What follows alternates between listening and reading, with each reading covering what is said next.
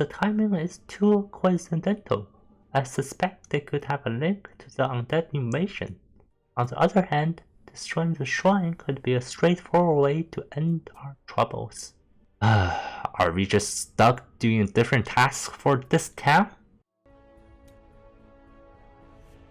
As we were passing through a neighborhood, we came across the remnant of a building, and we were ready to search through it. However, we only had enough time to search one room in the building, and so we tried to search the pantry. Voila! We grabbed some dried but still edible food. Pretty happy with our findings, so we headed onward towards the shrine. One large group of thugs came into our way, and so it was time to fight once again. Alphonse started by going straight for the boss, stabbing him multiple times and damaging him significantly.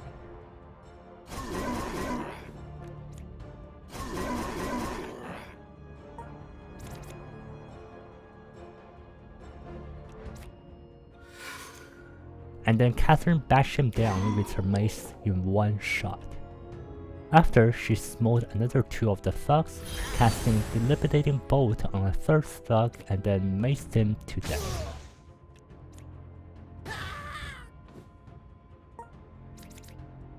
Meanwhile, I was having a little one-on-one action with the remaining thug. After double slashing him, I noticed my party was having some trouble with the rest of the thugs, so I dashed in and raised my shield to attempt to protect Catherine and Alphonse, but mainly Catherine. However, I did not block all of the damage since one thug threw an axe so fast I couldn't have avoided that. And so didn't Alphonse. Quickly, Catherine and Alphonse teamed up and straight up killed two thugs that were damaged previously. And with a quick step, Catherine came in front of another thug and bashed him to death. Once again. I felt like she had grown addicted to seeing her enemies bashed to death. I should not think that way about my teammates.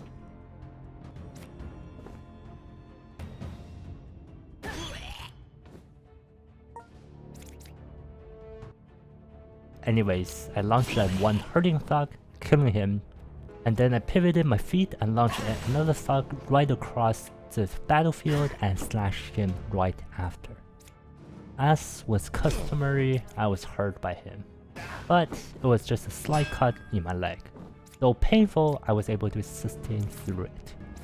Alphonse, seeing an advantage, sneaked in and killed one of the remaining thugs right away. Then he went wild with his attacks and kept slashing and slapping every remaining enemy in the room.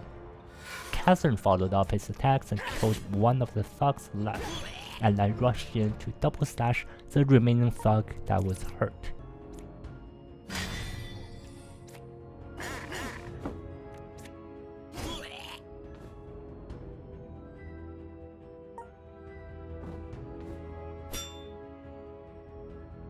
As I was killing the thugs on this side of the street, Alphonse was able to slit the throat of a weaker spearman thug, killing him without much hassle. Similarly, Catherine was able to kill the other thug boss by bashing him multiple times. She bashed him so quickly that he couldn't even retaliate. I still couldn't help but think that she's slowly going crazy? Anyways, after the fight, we were able to bandage our wounds and rest a while before continuing to march on into the shrine. The shrine looked strange, but I had no idea what it was for.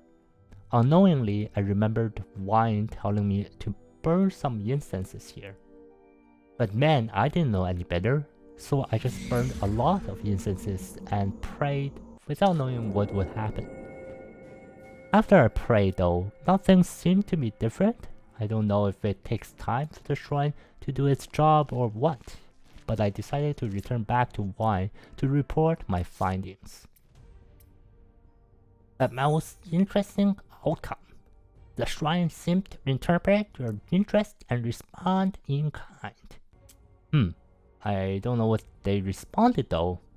At this stage, I can't speak as to the true reasons for the creation of these shrines, but I will surmise that the power of the shrines is something we can use to our advantage.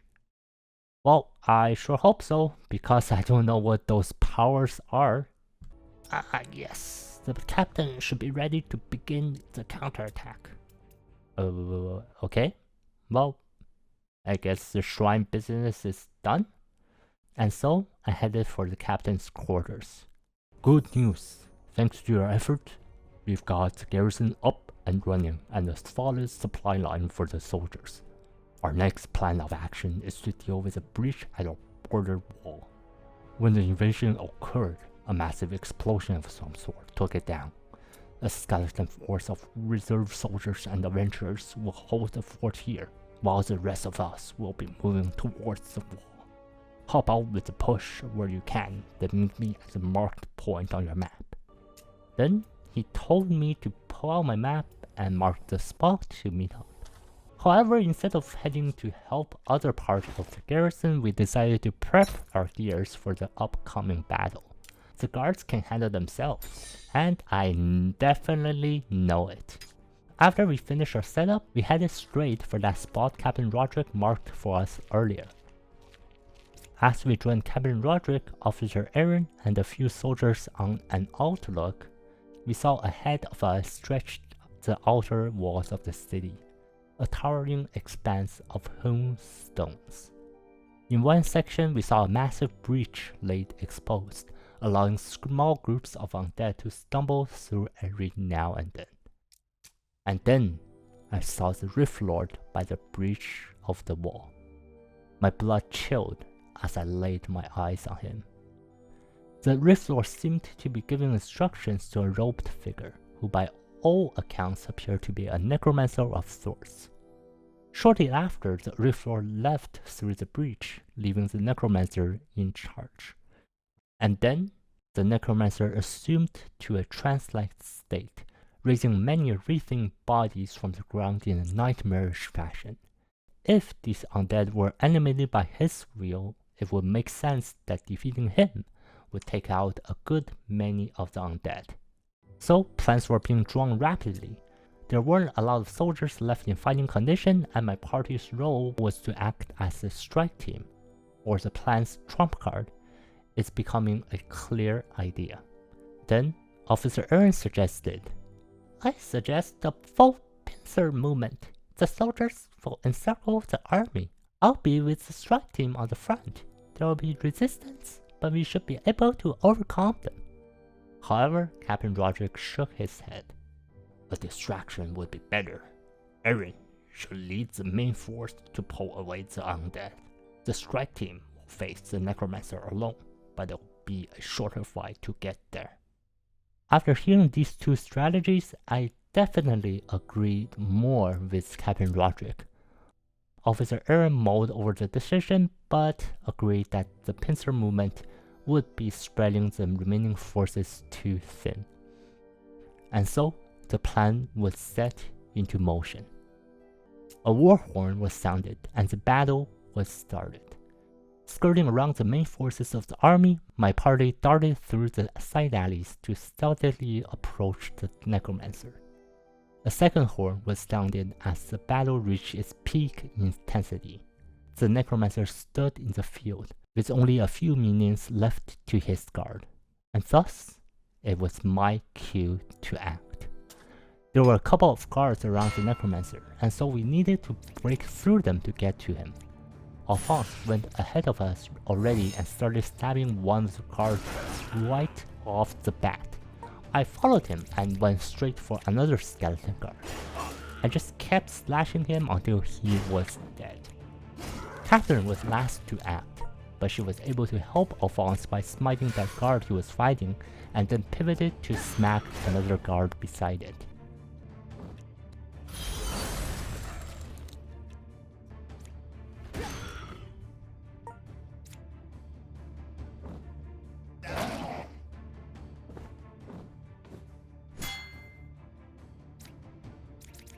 Alphonse, now free to act, stealthed in to finish off a marksman skeleton in one hit. Then he rushed another skeleton and stabbed it to death. Meanwhile, I saw a rare opportunity to use Shattering Strike and hit 2 of the guards.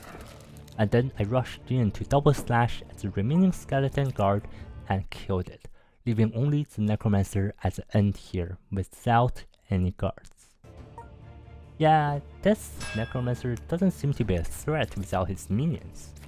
We rushed him down straight away and killed him right then and there.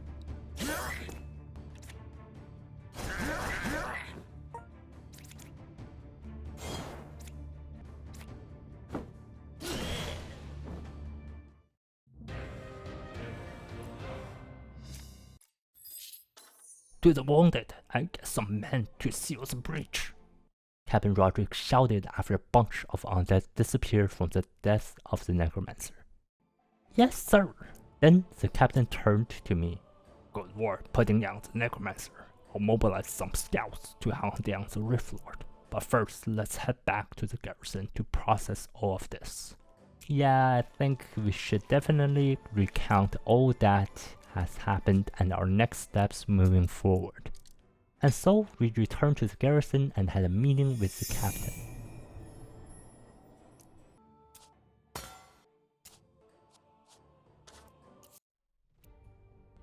The creamed breach is certain cause for celebration, but as we speak, the Rift Lord roams these lands. As long as he is alive, there is a good chance we are still under a silent threat that is growing every day. Leave the defense and rebuilding of Silverkeep to my remaining men. You are well traveled, and you have the best chance of hunting down the Rift Lord's trail. Traveling in the wilderness can be tough, so you're going to want supplies. I've given orders to Dana to stock you up, and you'll find her at the inn. Ah, yes, free supplies. The captain shared a word about you. Dana's name? I thought we met before? You don't need to introduce yourself again. If you're heading out into the wilderness, you'll need to ensure to have ample supply. Hunger's no good if you have to get into a fight. I prepared as much supply as you can carry. Anything beyond that is on your own dime. We got mouths to feed here too, you know? Yeah, no problem. I'll pay for any future supplies I'll be needing. Safe travels to ya. After we left Dana's inn, Wine called us to her shop. With the defeat of the cultists, it seems that we've regained control of your waypoints. I prepared a little something for you in case the situation calls for it. These are portal scrolls. With these, you'll be able to create a portal that connects you back to the garrison's waypoint. Use it for emergencies. I don't think I'll ever use these, but sure, better safe than sorry. I'll try to scribe more of these, but the material components are difficult to obtain and it will be pricey. Well, as like I said, we probably won't be needing any of these scrolls, so no real reason to buy more from you. Let's head over to the captain's quarters. I've got something to report to him, and you should hear this too. Wine explained to my party and I. Wine, good to see you. Captain, I've been piecing together the information that we have so far, based off Lucius' encounter at the library, and the battle at the breach.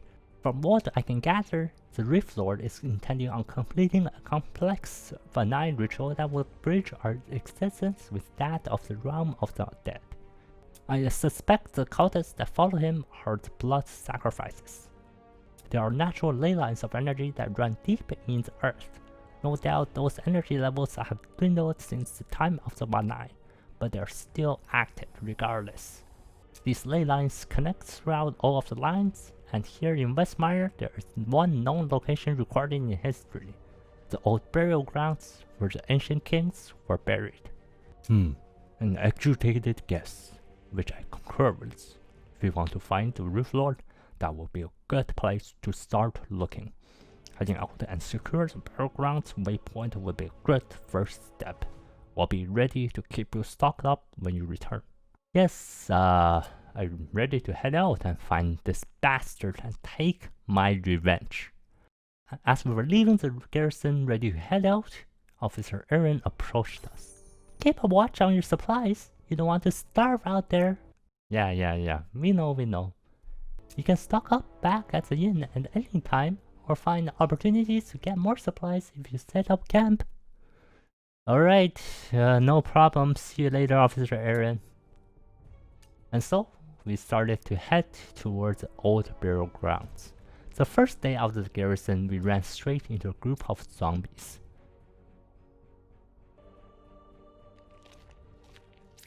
There were a couple of normal zombies, but there was also an elite one among their ranks. As a result, I was scratched by it, leaving a large gash on my arm. Good thing was that Alphonse reacted quickly and stabbed me multiple times, scaring it away for a small breather.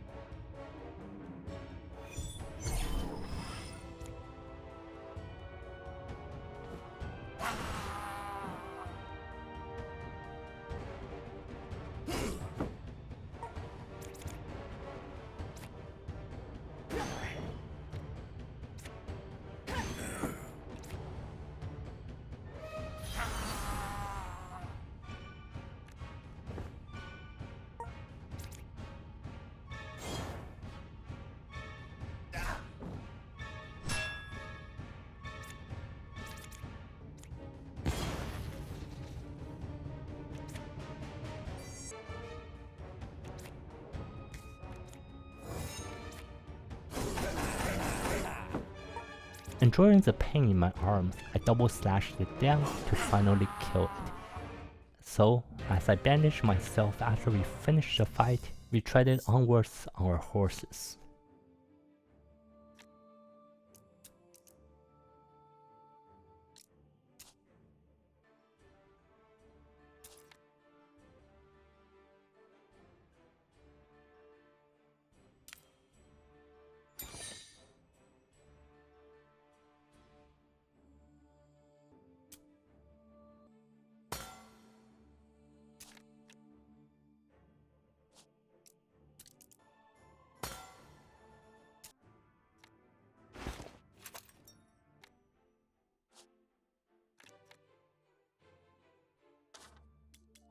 On the very next day, we went through a safe passage. It was a very open area and a very soothing path, as we very well ran through it without any problems.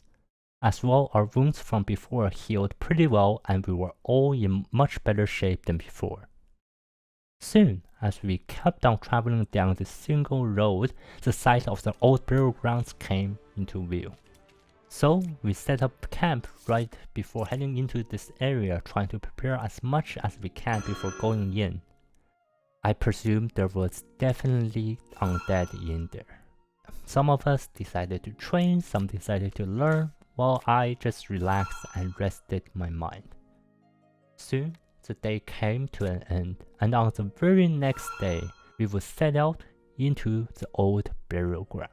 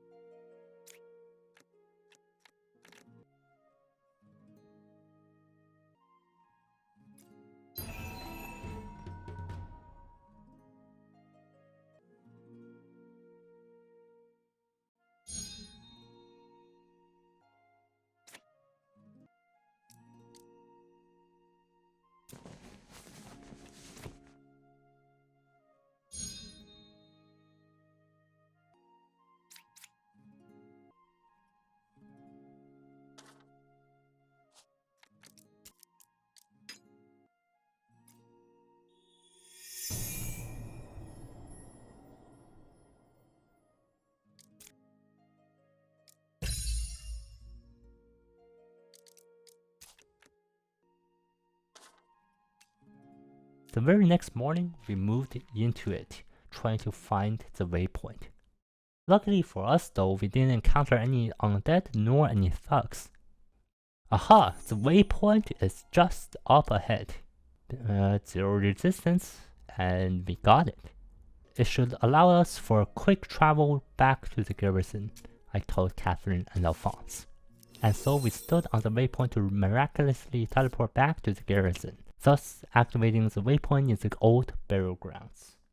The burial grounds waypoints have been attuned to the garrisons. This will enable swift travel between the areas from now on. Yep, I just used it. As for the Rift Lord's locations, the grounds contains various catacombs that he could conceivably be residing in. The ley lines connecting the area, but the maps we have aren't detailed enough. There's some guesswork to be done, I'm afraid. Good to know. So it seems, Traveler, you have to investigate each of these 3 crypts in the area to find the Rift Lord's hideout. Ah, so you are the heroes who defended Silverkeep and helped me get my business back on track. A fat man appeared suddenly in front of us. It seemed like he was a pretty wealthy businessman. It's a pleasure to meet you.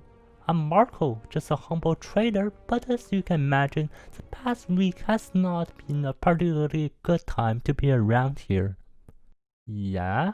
And I don't think you are necessarily humble. Anyway, I sell all sorts of fancy things that may be of interest to you adventurers. I'd be happy to do business. It's the right price, of course. Come on.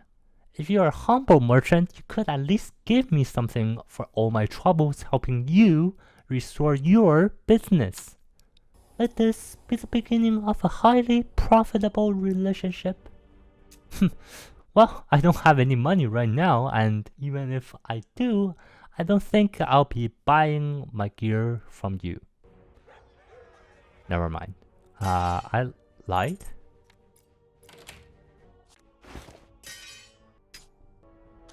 So that was a lot to take in, but after we bought our gear and prepared ourselves, we set out once again to try to find the right crypt.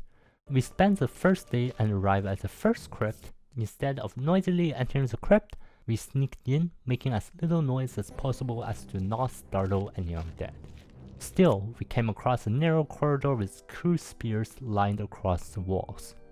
Periodically, spears in different sections punched forward. There was a pattern to them, and we needed to figure out the pattern to avoid them altogether. Catherine, probably the smartest out of all of us, easily strode her way across the corridor without any hassle. Meanwhile, when I tried to go through, it was not very successful. I almost made it through, but got clipped in my legs. That was bad luck. Similarly, Alphonse also got hurt going through the corridor as well. He couldn't rely only on his senses. Even though we were hurt, those wounds weren't that bad, so we continued onwards. And then we saw the stairs to go down the floor. We pushed open the doors to the final resting chamber. It lay dusty and decrepit. The Rift Lord wasn't in this particular crypt. Well, time to head to the next crypt, I guess. However, instead of going back through the way we came, we decided to explore the crypt a little bit more. And so we came across a marble fountain. Clear water flowed from it, and it seemed safe to drink. Still, I decided to test out the water with some supplies in our bags. I distilled a bit of the liquid to determine its contents, and it seemed to have some healing properties. I bottled some of the liquid and brought it with us. Well, it's time to leave now. So we used the teleporter and appeared right on the surface, and we were ready to head for the next crypt. As soon as we arrived at the stairway to the lower crypts, I felt a familiar chill and dread that washed over me. The Rift Lord was most definitely here. However, a wispy shadow barrier seemed to prevent us from going forward. A black gem floated in the center of the passage, shaking continuously but in a predetermined pattern. When we stepped near it, we felt our limbs freezing up, and the sudden weight of 100 voices screaming in my head sent me reeling backwards.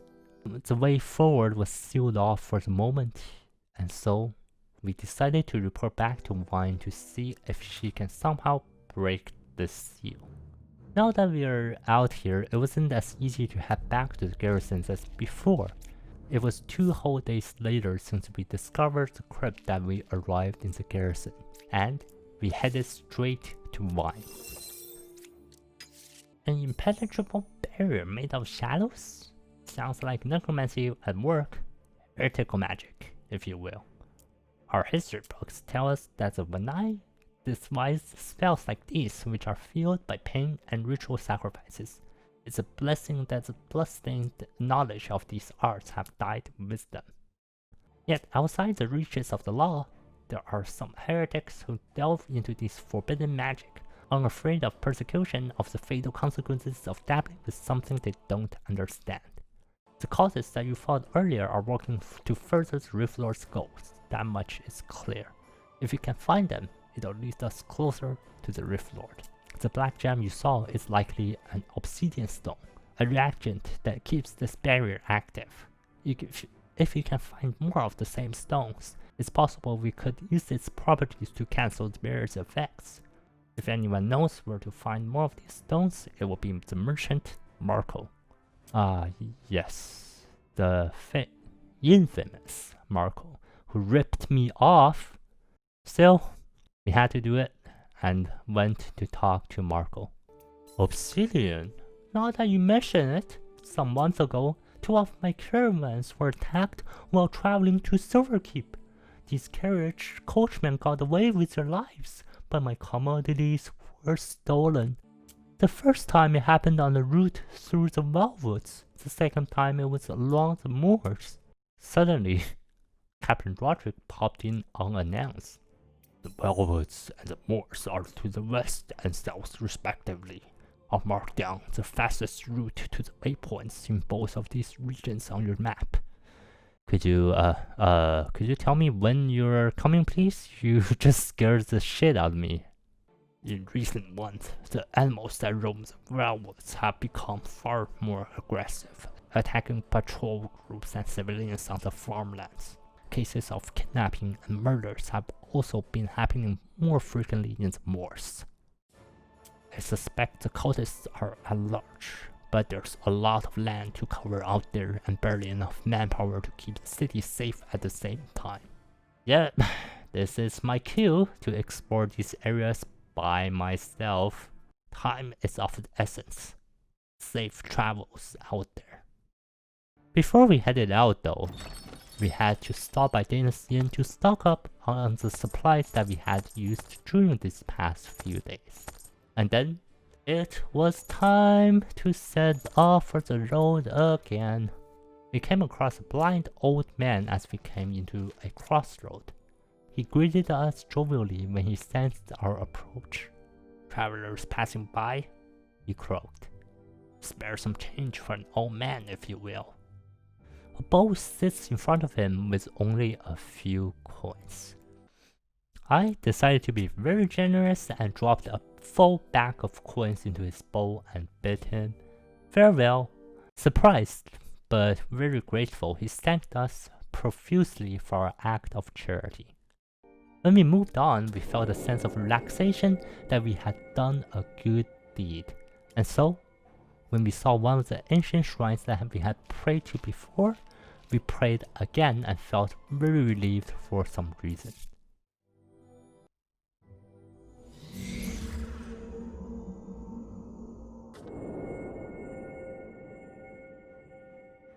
Still, we needed to continue on our quest here. On the very next day, we ran into a group of skeletons straight away.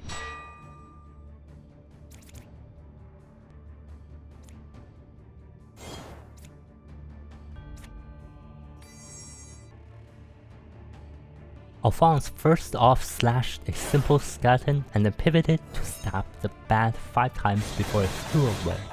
After it flew away out of reach, Alphonse could only hit the swordsman, and so the swordsman was hit 5 times instead. I followed up Alphonse by first killing the simple skeleton, and then double slashed the bat that flew my way before putting up my shield to attempt to block all incoming damage coming into the party. Meanwhile, Catherine was in close range combat with the elite marksman. However, when I struck the bat earlier, it flew in her direction, so seeing the opportunity, Catherine smote that bat right in its face and killed it off. The smite area was large enough that another simple skeleton was struck by the blast too. However, it's just a simple skeleton, no need to worry about that. The elite marksman and the simple skeletons went for me, but because I had to put up my shield earlier, I had blocked all of their attacks.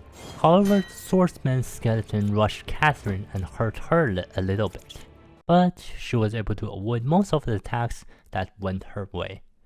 Not having attracted any of the skeleton's attentions and free to do whatever he wanted, Alphonse first finished off the swordsman, then faded into the shadows only to appear in front of the elite marksman to stab it down.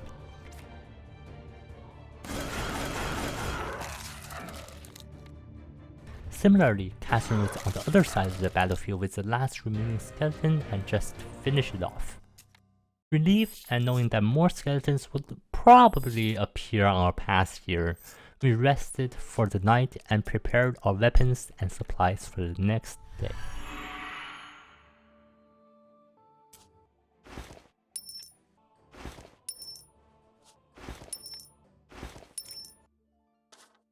Lo and behold, the very next day, our group encountered another group of enemies. However, this time it was half a dozen of spiders, with one large one, which seemed like the mother spider. Was it because we had entered their territory? Regardless, we had to slay them down. And so Alphonse rushed into the fight as usual, and he killed one of them right away from the get-go. I followed up as well by killing a second spider and also slashed at the third one.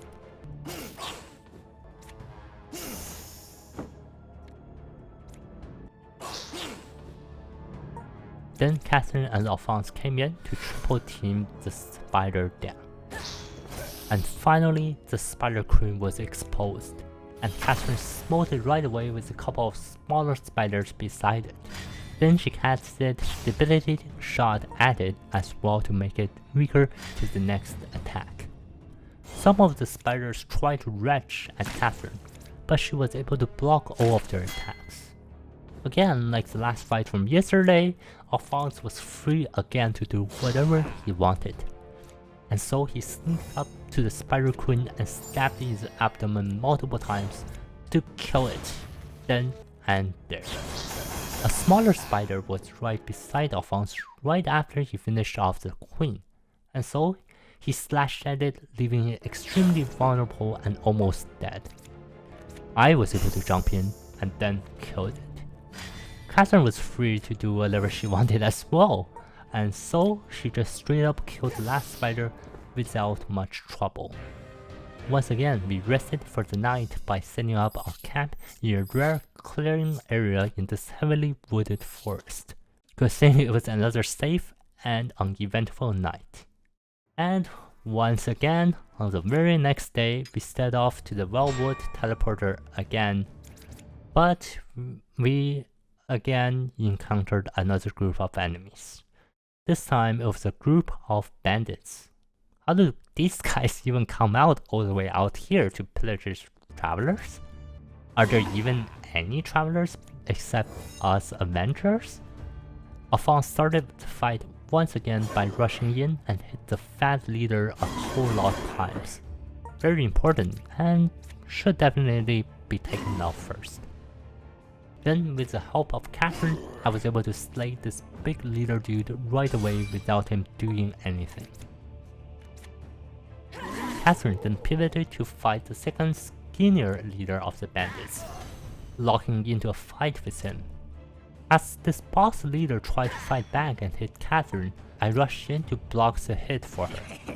Not too shabby, eh?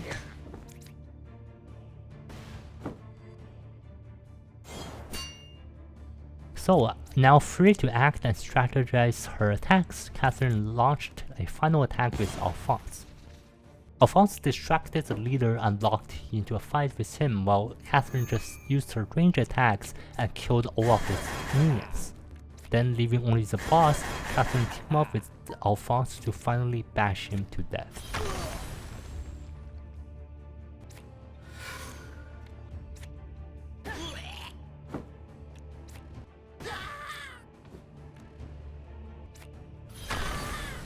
After killing these bandits, we rested as usual, expecting another fight coming up right in the very next day.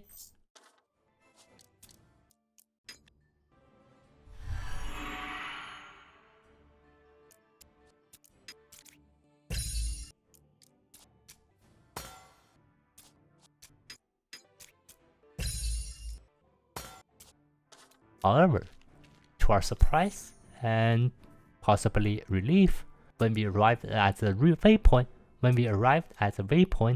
it wasn't guarded at all, and we were just able to activate it and teleport back to the garrison. This was already several days later, but it felt just like it was yesterday. When we arrived in the garrison, we headed straight for Captain Roderick to report to him. The Velvet's waypoint have been restored with your help. If you are to defeat the Rift Lord, you need to continue the search for cult activity in the region. Just one more waypoint remains. Take a rest before you head back out, and remember to restock on supplies, Captain Roderick suggested. In recent months, the beasts of the forest have started acting strangely. They've grown unnaturally aggressive, attacking the farmlands, trading convoys, and routine patrols. Whatever the shadow barrier draws upon, it is corrupting this land we stand on. Be on your guard while searching for clues. Not too bad. We were getting closer to the Rift Lord every day. So, like the captain suggested, we were heading into the inn to rest our body for the day when we ran into a woman that also looked like a beast. Hello, my name is Ida. I'm a druid. I left my forest home to seek out an answer to the evil that twists the hearts of the birds and the beasts. I found one of the many sources of the taint not far from here. She opened up by saying, I can see you fought the likes of them before.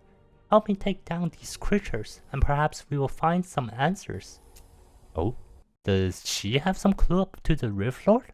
I thought. It was very likely that she did, and so we headed once again into the Wellwoods to help her fend off this taint, as she called it. Since the Wellwoods waypoint was activated, we just teleported back with her. I sensed the creature close by. Be on your guard, she warned us. Out of the woods came a pack of wolves. However, there were a couple of lycanthropes also in their pack. Not surprised at all, Alphonse lunged out and struck one of the lycanthropes immediately. Then he stabbed the elite lycanthrope as well. I lunged out as well and killed the normal lycanthrope dead. Teaming up with Catherine, we tried to kill the elite. We hurt it quite badly, but it was definitely still alive and could still hurt us.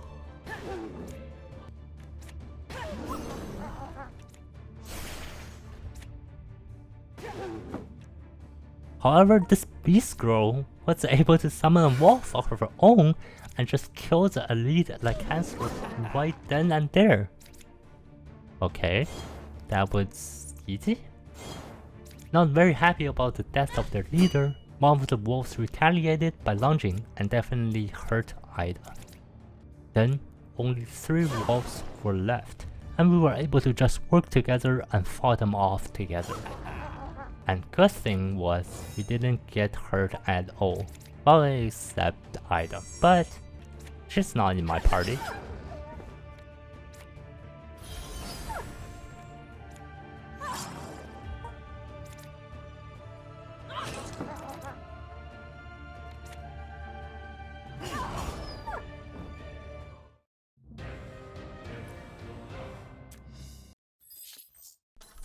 The evil is slain, but their presence lingers on. Can it be? The forest will not remain safe for long if the true source of evil is not dealt with. I will join you, and we will get to the bottom of this together. Okay, another person trying to join our group? However, I believe that we had a pretty good party already. Still pretty happy with our new acquaintance. We left for the Wellwood waypoint and teleported back to the garrison. We made our way through a dingy back street. Our progress was suddenly halted by an attempted ambush. 3 ruffians lying in wait on the rooftops flung out their nets, hoping to snag some easy prey.